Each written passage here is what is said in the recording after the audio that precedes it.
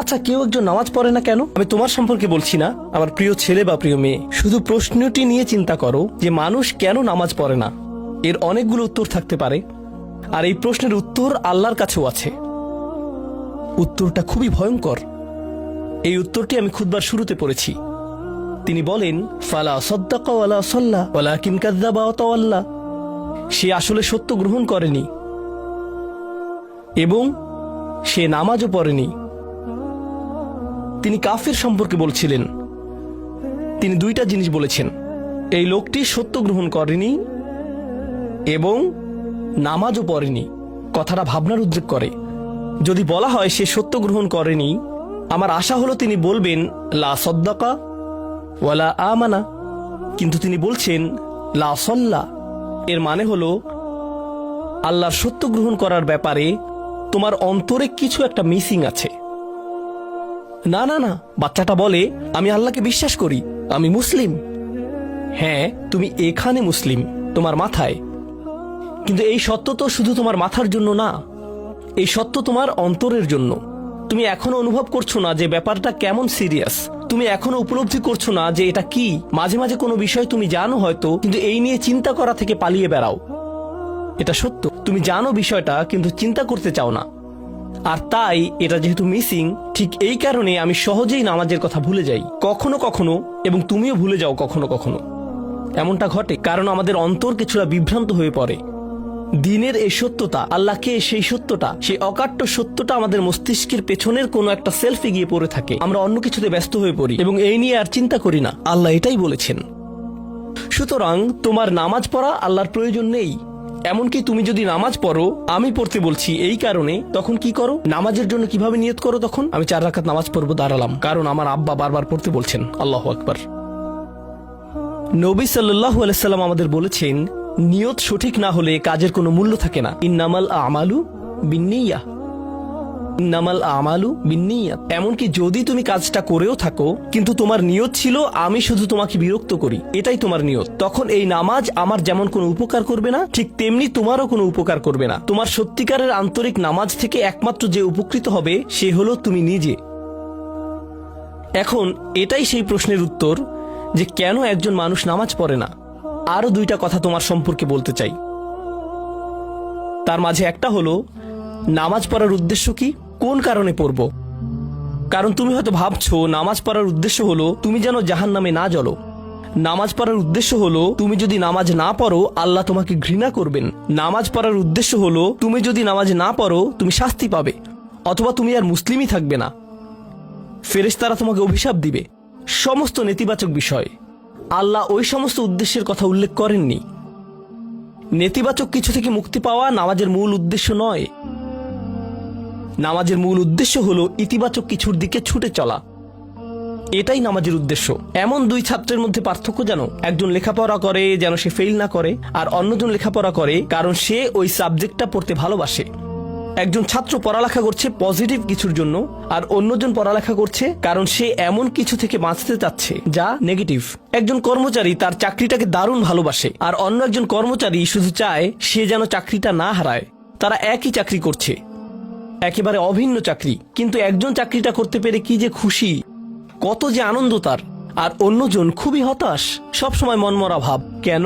কারণ তাদের একজন এটা করছে ক্ষতিকর কিছু থেকে মুক্তি পাওয়ার জন্য, আর অপরজন এটা করছে উপকারী কিছুর দিকে ছুটে চলার জন্য। আল্লাহ কোরআনে যখন আমাকে নামাজ সম্পর্কে বলেছেন যে কেন আমাদের নামাজ পড়া দরকার, তিনি মুসা আলাইহিস সালামকে এই উত্তরটা বলে দিয়েছেন। যখন তিনি তার সাথে সাক্ষাৎ করেছিলেন তিনি বলেছেন, আকিমিস সলাতা লিযিকরি, আর আমাকে স্মরণ করার উদ্দেশ্যে নামাজ কায়েম করো। তোমার নামাজ ঠিক রাখো যেন তুমি তোমার রবকে স্মরণ করতে পারো। আমি তোমাকে ইতিমধ্যে বলেছি যে তোমার আমার সম্পর্কটা খুবই সীমিত, কিন্তু তোমার সাথে আল্লাহর সম্পর্কটা অনেক আগে থেকে শুরু হয়েছিল, আর তার সাথে তোমার এই সম্পর্কটা অনন্তকাল ধরে বলবৎ থাকবে। তাই সেই সম্পর্কটির কথা স্মরণে আনা আবশ্যক, কারণ ভালো যত কিছু তোমার কাছে আসে তা আসে ওই সম্পর্কটা থেকেই। সামান্য কিছু ভালো জিনিস তোমার বাবার কাছ থেকে আসে, কিছু কিছু ভালো জিনিস, কিন্তু সকল ভালো জিনিস যা তোমার কাছে আসে তা আসে একমাত্র ওই সম্পর্কটির কারণে। যদি তুমি চাও সকল উপকারী জিনিস তোমার জীবনে অবস্থান করুক, তখন তোমাকে অবশ্যই তার কথা স্মরণ করতে হবে, যার নিকট থেকে সকল কল্যাণের আগমন ঘটে, যার নিকট থেকে সকল নিয়ামতের আগমন ঘটে, সকল রিজিকের আগমন ঘটে, সকল হেদায়েতের আগমন ঘটে। আর তাই আল্লাহ বলছেন, সর্বোত্তম যে উপায়ে তুমি এটা করবে তা হলো নামাজের মাধ্যমে তুমি আমাকে স্মরণ করবে। এজন্যই তোমার নামাজ পড়া দরকার। আচ্ছা, পরিশেষে এজন্যই তোমার এটা করা উচিত, কিন্তু তুমি এটা করছো বলেই সঠিক নিয়ত সহকারে আল্লাহ বলছেন কেবল এখানেই শেষ নয়, এর কিছু উপকারিতাও আছে।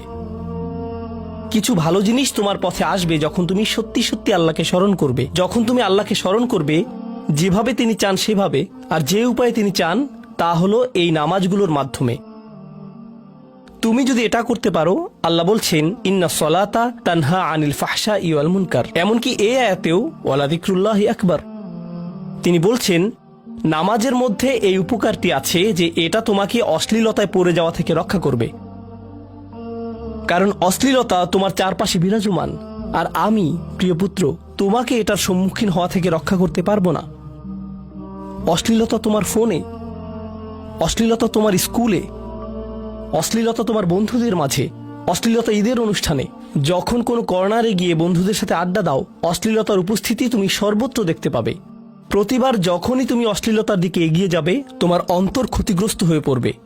আর আল্লাহ বলছেন যদি তুমি এই নামাজগুলো আদায়ে যত্নবান হও, এগুলো তোমাকে অশ্লীলতার করাল গ্রাস থেকে রক্ষা করবে।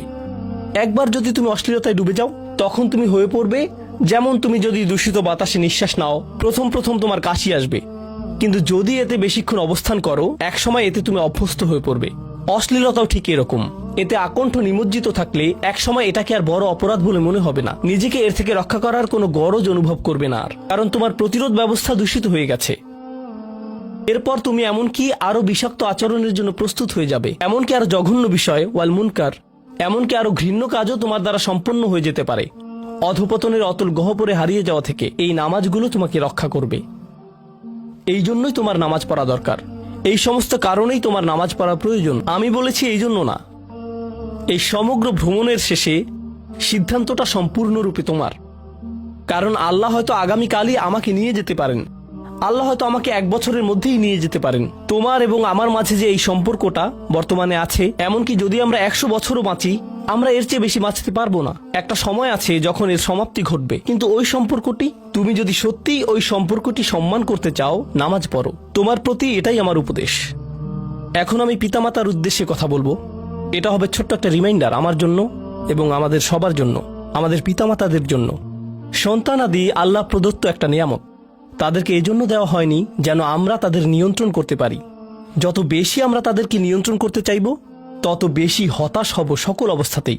আমি দেখেছি এমনটা, বিশেষ করে যে পরিবারগুলো তাদের সন্তানদের দিনের সুরক্ষা করতে চায়, তারা যত বেশি সন্তানদের উপর জোর করে দিন চাপিয়ে দিতে চায়, তত বেশি ওই ছেলেমেয়েগুলো অদ্ভুত সব উপায়ে বিদ্রোহ প্রকাশ করে। কারণ যে বিষয়টা আল্লাহ চান আপনি তাদেরকে প্রদান করুন, আপনার ছেলে মেয়েদের কাছে আপনার যে সুযোগ আছে সেটা তাদেরকে আপনার আদেশ নিষেধ মানতে বাধ্য করার জন্য নয়। সুযোগটা এই জন্য দেয়া হয়েছে যেন আপনি তাদেরকে এমন সব বিষয়ে চিন্তা করাতে পারেন যা শুধু আপনার পক্ষেই চিন্তা করানো সম্ভব, তাদেরকে এমন সব বিষয়ে পছন্দ করাতে পারেন যা শুধু আপনার পক্ষেই পছন্দ করানো সম্ভব। আপনার বাচ্চাটা বাস্কেটবল পছন্দ করে কারণ সে আপনাকে বাস্কেটবল খেলতে দেখেছে, সে প্লে স্টেশন পছন্দ করে কারণ সে তার বাবাকে প্লে স্টেশনে খেলতে দেখেছে। এভাবে আপনি বাচ্চাটার অন্তরে কোনো কিছুর জন্য ভালোবাসা তৈরি করে দিতে পারেন, কারণ আপনি যেরকম আপনার পক্ষে এটা করা সম্ভব। আর যখন বাচ্চাদেরকে বলতে থাকেন তোমার হোমওয়ার্ক করো, তোমার হোমওয়ার্ক করো, আপনার সন্তানের বয়স যখন 40 হবে সে তখন বলবে না আমি হোমওয়ার্ক ভালোবাসি, কিন্তু 40 বছর বয়সেও সে বলবে আমি বাস্কেটবল ভালোবাসি, আমার বাবা সবসময় বাস্কেটবল খেলতেন। আপনি যা ভালোবাসেন তা ট্রান্সফার হয়ে তার কাছে চলে যায়, আর যা করতে বলেন তা প্রত্যাখ্যাত হয়ে যায়। এমনটি আপনার ক্ষেত্রেও ঘটেছিল। আপনার ছেলে মেয়েদের কথা ভুলে যান, আপনার নিজের বাস্তবতাও এটাই। আপনার বাবার কিছু কিছু জিনিস যে আপনি এখনো পছন্দ করেন তা ভালোবাসার মাধ্যমে আপনার নিকট ট্রান্সফার হয়েছিল, আর আপনার বাবার ওই ব্যাপারগুলো আপনি অপছন্দ করতেন যা তিনি জোর করে আপনাকে গেলাতে চেয়েছিলেন। এখানে উপবিষ্ট প্রত্যেকের বাস্তবতা এটাই, শুধু সেগুলোই গ্রহণ করেছি যেগুলো ভালোবাসার মাধ্যমে হস্তান্তরিত হয়েছিল। ঠিক এই ইশারাটাই আমাদের পিতামাতাদেরকে দেয়া হয়েছে সূরাতুল ইসরার এই আয়াতে। রব্বির হামহুমা কামা রব্বায়ানি সগীরা। রব্বায়ানি মানে যখন তারবিয়া ব্যবহার করা হয় একটি চারা গাছ বড় করার জন্য, আপনাকে চারা গাছটির যত্ন নিতে হবে, এর সযত্নে প্রতিপালন করতে হবে। গাছটির প্রতি চিৎকার চেঁচামেচি করলে তো হবে না, তাড়াতাড়ি বড় হও, তাড়াতাড়ি লম্বা হও। আপনার একে সময় প্রদান করতে হবে। অনেক সময় পোকামাকড় এসে এর পাতাগুলো খেয়ে ফেলতে চাইবে, আপনাকে তখন পোকামাকড় সরিয়ে দিতে হবে। কখনো কখনো একটু কঠোর আচরণ করতে হবে, শুধু অতটুকুই যেন পোকামাকড়গুলো দূর হয়ে যায়। এরপর আবারও এতে পানি দিতে হবে। আমাদের বাচ্চাদের সাথে আমাদের উদাহরণটা ঠিক এমনই।